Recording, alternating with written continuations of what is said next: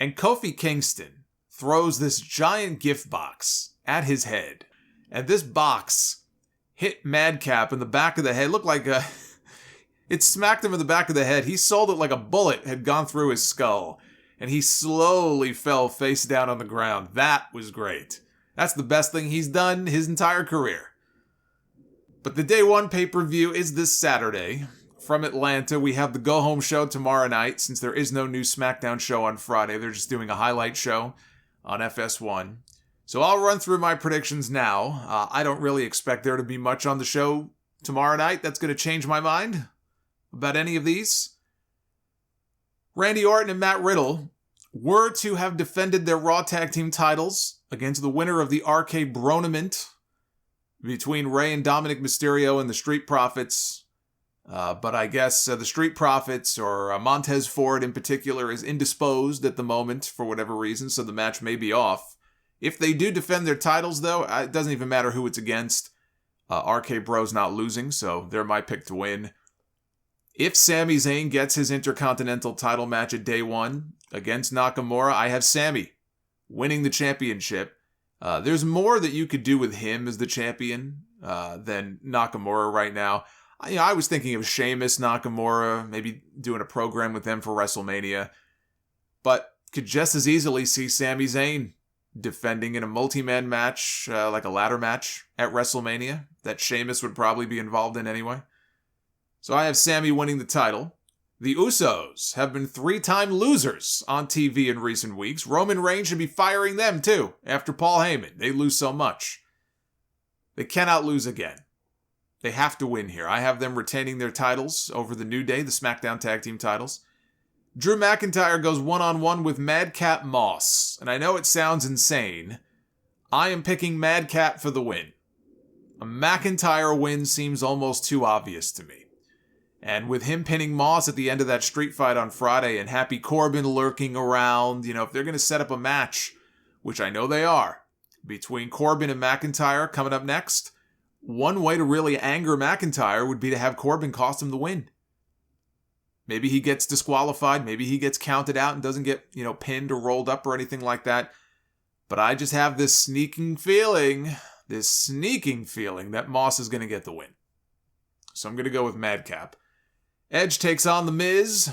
Miz and Maurice are renewing their vows on Raw tomorrow night. We'll see if that sets up a Beth Phoenix appearance. And if Day One turns into a mixed tag team match, I think they're going to do the singles match as planned, but set up a mixed tag to follow that. I can't see this living up to the quality of any of the 3 matches that Edge had with Seth Rollins. Not any of them. The question is, do they drag this out to WrestleMania and do the mixed tag match there? Is that why Maurice is back on TV, to build to WrestleMania? Or is Edge going to have a big singles match against someone else on that show? If it's the former, then Miz could win here. He could win this match. If not, then Edge should win to build to something, bigger at WrestleMania. I'm going to go with an Edge win. I think he's taken the W here. I mean, how could they possibly keep this interesting until WrestleMania when they're already running on fumes with dueling talk show segments every week? How many more cutting edges and Miz TVs can we get between now and April? You think they're going to drag it out? You think they have enough creative wits about them to drag this fucking thing out for another 3 months? Becky Lynch defends her Raw Women's Championship against Liv Morgan. Liv Morgan lost on TV to Becky a few weeks ago, just like Toni Storm lost to Charlotte on Friday. There was never any chance that Becky was losing that title on Raw. This time, they're on pay-per-view. It's the rematch. The stars seemed aligned for a Liv Morgan win here to shock the world. She needs this win. I know a lot of people are rooting for her, but I am predicting another Becky Lynch win, with this being the nail in the coffin of the current Liv Morgan push. Becky Lynch has been champion every day since WrestleMania 35. Every day that she has been on the active roster, so her maternity leave aside, this woman has been a champion. WrestleMania 38 is going to mark 3 years that streak began. Liv Morgan should not be the person to interrupt that. I'm sorry. it should be Bianca Belair at WrestleMania. That is the story to tell. And Day One is not a big enough stage for that. I know all the Liv fans are not going to want to hear that, but it's the way it needs to be.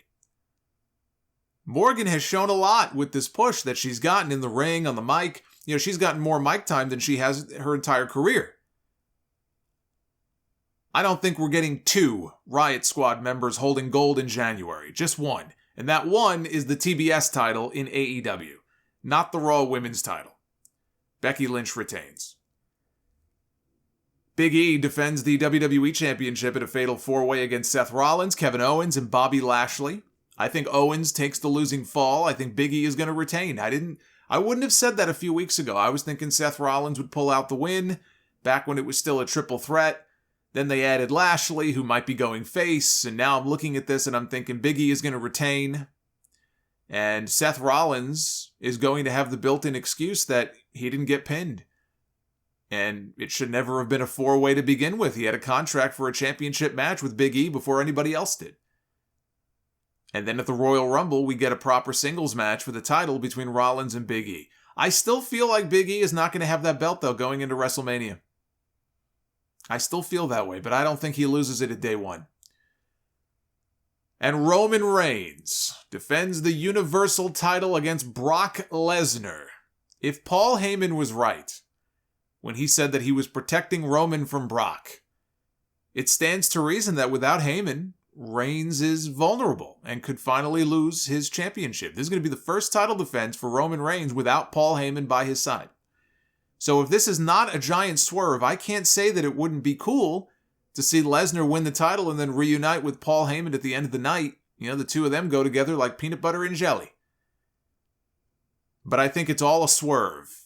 And with Heyman's help, Roman Reigns is going to retain the Universal title. And Brock Lesnar will go on a fucking rampage heading into the Royal Rumble. He won't go on Rampage. He'll go on a rampage heading into the Rumble. I think it is increasingly likely we end up getting a triple threat match at WrestleMania with Roman Reigns, Brock Lesnar, and Drew McIntyre thrown in. Because outside of yet another singles match that they could do with Reigns and Lesnar at Mania, McIntyre's the only other possible name I could see wrestling Roman Reigns. But Roman first has to hold on to his title to get there, and I think he will. As long as he's been champion for, if his reign is coming to an end, WrestleMania at Texas Stadium feels like it would be the better place for it to happen. So what do I have here? I am predicting 1 title changes hands on the entire show, and that's for a match that hasn't even been made official yet. So I may be going against the odds, but I'm going to stick to my guns on that. If anything happens on Raw tomorrow night to change my mind, I'm sure I'll tweet about it. Be sure to hit the YouTube channel as soon as Day One is over. I will be live with the recap next Saturday night, and that will lead right into episode 737 next Sunday. You get a double podcast the first weekend of the new year. Actually, you get a triple, because I'm going live on New Year's Eve.